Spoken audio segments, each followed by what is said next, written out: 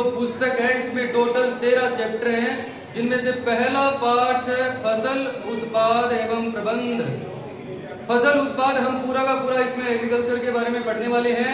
पहले चैप्टर की शुरुआत में ही आप जानेंगे कि हम जो गर्मियां हैं, गर्मियों में जब बारिश होती है तो हम फसलें बोते हैं, सर्दियों में भी शीतकालीन ये फसलें बोई जाती हैं। फसलें मुख्य रूप से 3 प्रकार की होती हैं। पहली है खरीफ, दूसरी है रबी और तीसरी है जायद। खरीफ, रबी और जायद, ये 3 प्रकार की फसलें हम बोते हैं और इनका जो टाइम पीरियड अलग अलग होता है। जैसे कि खरीफ फसल मात्र 4 महीने की होती है, रबी फसल 6 महीने की होती है जैसे कि अभी गेहूं वाली है, और इसके जस्ट बाद 2 महीने की अपनी जायद फसल होती है जिसमें तरबूज और खरबूज इस प्रकार की फसलें बोई जाती है। ये 2 महीने की होती है। तो टोटल 12 महीने में 3 फसलें बोते हैं और इसी फसल चक्र के बारे में ये पहला चैप्टर है। समझ रहे हो? तो ध्यान दो किताब में। ग्रीष्मकाल में पहली एवं बुझो अपने चाचा के घर गए, यानी गर्मियों में पहली और बुझो अपने चाचा के घर गए।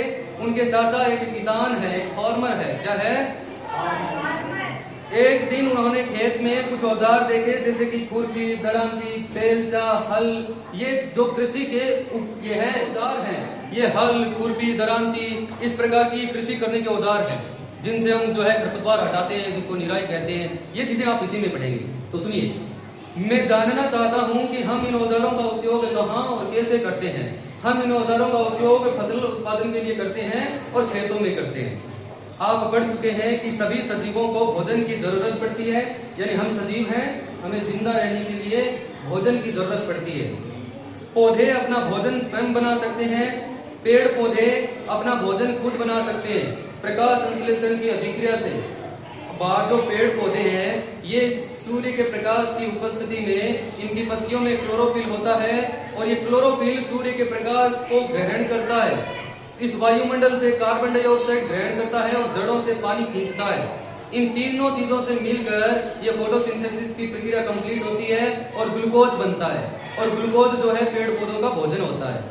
और साथ में ऑक्सीजन भी बनती है जो वो पत्तियों से वापस छोड़ देते हैं, जिसे हम ग्रहण करते हैं। और एक चीज और बनती है जलवाष्प, जो पत्तियों द्वारा उत्सर्जित कर दी जाती है इसी वायुमंडल में। तो प्रकाश संश्लेषण की अभिक्रिया में पेड़ पौधे अपना भोजन स्वयं बनाते हैं, इसीलिए हम कहते हैं कि पेड़ पौधे स्वपोषी है। क्या है?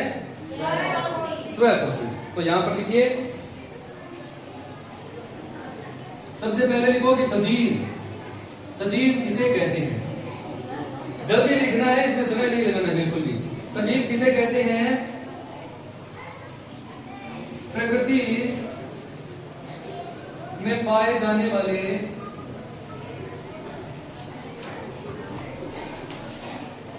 वे सभी, प्रकृति में पाए जाने वाले वे सभी पेड़ पौधे और जीव जंतु,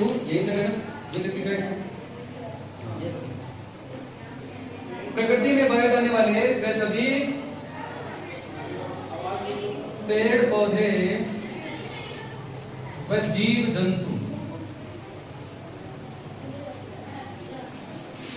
जो जैव प्रक्रम कर सकते हैं,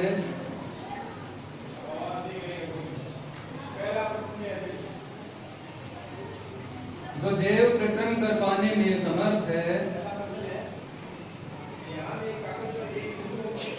सजीव कहलाते हैं। क्या कहलाते हैं? सजीव कहलाते हैं।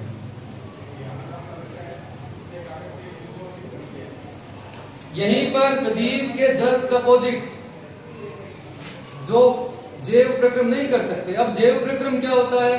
श्वसन, पाचन, उत्सर्जन, परिसंचरण, है ना। जैसे कि शरीर में खून बहता है तो ये भी जैव प्रक्रम है। खाना खाते हैं तो खाना पचता है, ये भी जैव प्रक्रम है। ये जो जीव ये सब कुछ कर पाते हैं वो तो होते हैं सजीव, और जो जैव प्रक्रम नहीं कर पाते वो होते हैं निर्जीव। क्या होते हैं? नॉन लिविंग निर्जीव। तो ये भी साथ में लिखिए, निर्जीव।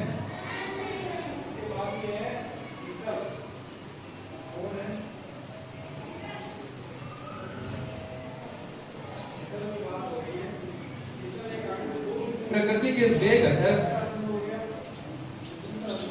प्रकृति के वे घटक जो जैव प्रक्रम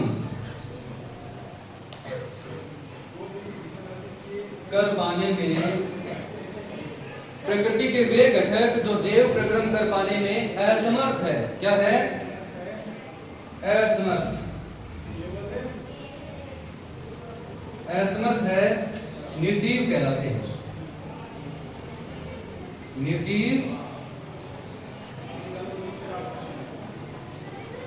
निर्जीव कहलाते हैं। अब सुनिए जैव प्रक्रम क्या होता है। हमने कहा कि प्रकृति के वे घटक जो जैव प्रक्रम करते हैं सजीव कहलाते हैं, वे घटक जो जैव प्रक्रम नहीं कर पाते निर्जीव कहलाते हैं। तो सबसे जरूरी है कि जैव प्रक्रम क्या है। तो जैव प्रक्रम की भी आप एक्सप्लेनेशन लिखिए कि जैव प्रक्रम, हाँ कोई बात नहीं, आपको दिख रहा है ना सबको, ये जरूरी है। जैव प्रक्रम, जैव प्रक्रम सजीवों द्वारा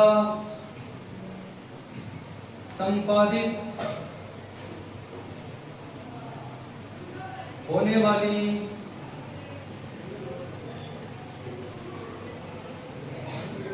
वे जैविक क्रियाएं हैं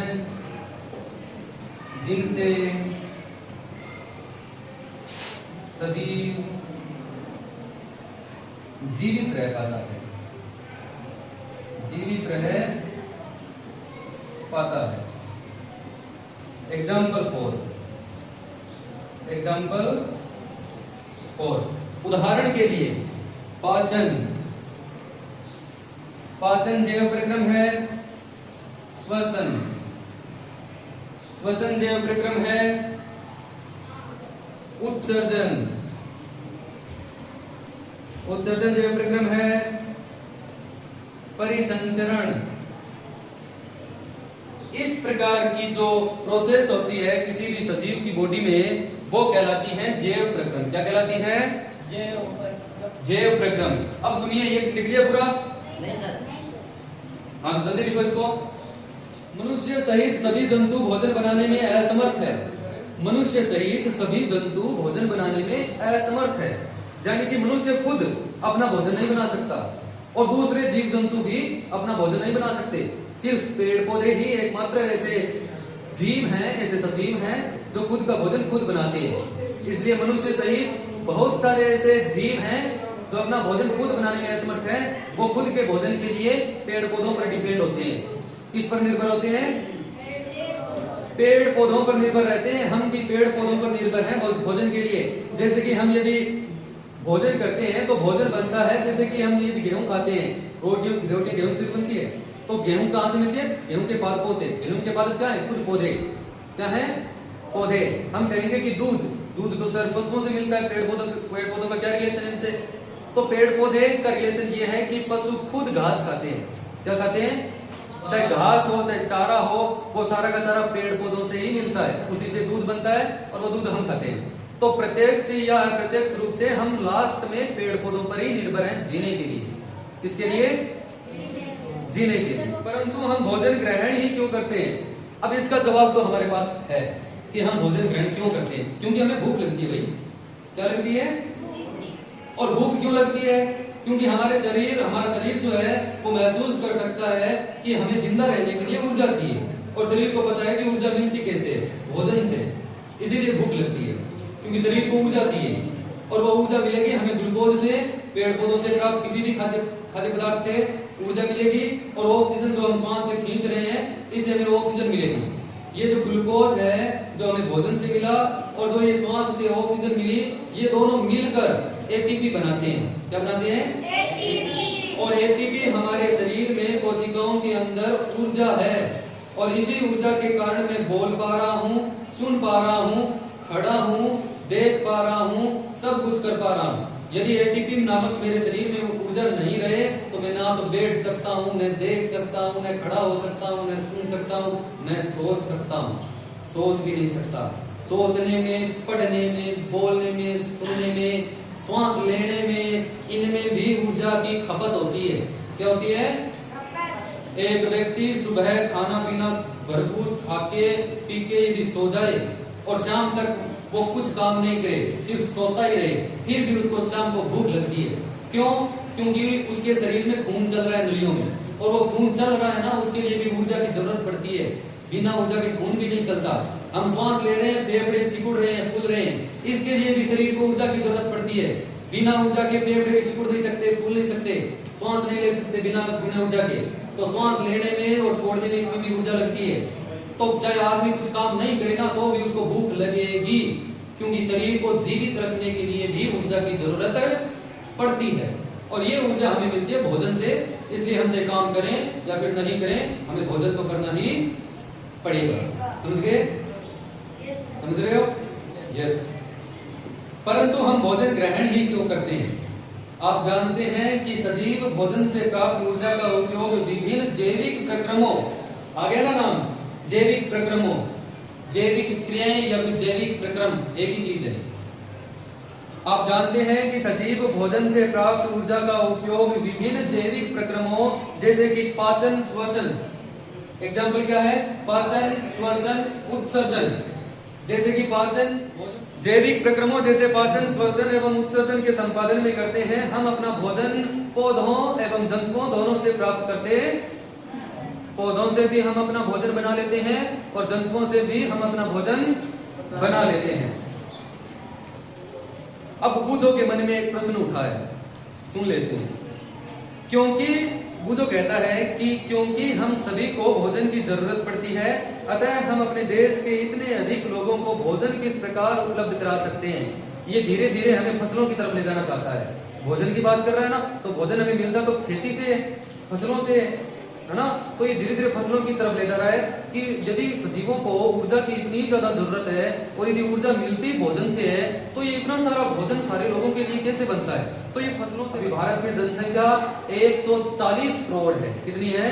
140 करोड़। 1 अरब 40 करोड़ लोग हैं भारत में, और वो सारे के सारे सुबह, शाम और दोपहर 3 समय भोजन करते हैं, कई तो रात को भी करते हैं। तो ये कम जमीन में ज्यादा फसलें उत्पादित की जा सके, इसके लिए सरकार ने हरित क्रांति शुरू की और किसानों को। तो जनसंख्या का एक बड़ा 140 करोड़ में से एक बड़ी जनसंख्या सिर्फ और सिर्फ खेतों से उत्पादित भोजन पर ही निर्भर है। हालांकि जो अपने तटीय क्षेत्रों में रहते हैं, समुद्रों के पास, तमिलनाडु, अरुणाचल प्रदेश, केरल और इधर कर्नाटक, गुजरात और महाराष्ट्र, गोवा और इधर पुणे और मुंबई इस साइड, और इधर बांग्लादेश और उड़ीसा के पास में जो तटीय क्षेत्र में लोग रहते हैं, ये लोग कहीं ना कहीं मछलियों पर और मांस पर डिपेंड है जीने के लिए। बहुत ज्यादा से सर्वाहारी है। ये पेड़ पौधों से भोजन भी ग्रहण कर लेता है और मांस भी खा लेता है। ये सर्वाहारी है, सच में शाकाहारी नहीं है। कभी पूछ ले कि मनुष्य शाकाहारी या मांसाहारी या सर्वाहारी, तो बताना कि सर्वाहारी, क्योंकि ये मांस भी खा लेता है और अंडे भी खा लेता है, और ये अपना जो पेड़ पौधों से उत्पादित सामग्रियां हैं, खाद्य सामग्रियां, इनको भी खा लेता है। समझ गए? पहली इस बूझो के प्रश्न का उत्तर दे रही है कि यदि भोजन की जरूरत पूरी करनी है इतनी बड़ी जनसंख्या के लिए, तो ज्यादा पैमाने पर फसलें उत्पादित करनी पड़ेगी। कम जमीन पर ज्यादा पैदावार हो सके, इसके तरीके खोजने पड़ेंगे। ये जवाब है पहली का। तो कैसे करें ये? इसके लिए सुनिए। एक विशाल जनसंख्या को भोजन प्रदान करने के लिए इसका नियमित यानी कि रेगुलर नियमित उत्पादन, उचित प्रबंधन एवं वितरण आवश्यक है। यानी कि कृषि पद्धतियां, अब है कृषि पद्धतियां। कृषि, वैसे कृषि और फसल ये शब्द अलग अलग है। फसल का तो मतलब है खाली खेती करना, कृषि का मतलब होता है खेती के साथ साथ पशुपालन भी करना। क्या होता है? खेती के साथ साथ यदि हम पशुपालन करते हैं, यानी कि हम गाय भैंस इनको भी रखते हैं, तो हम कर रहे हैं कृषि। क्या कर रहे हैं? कृषि।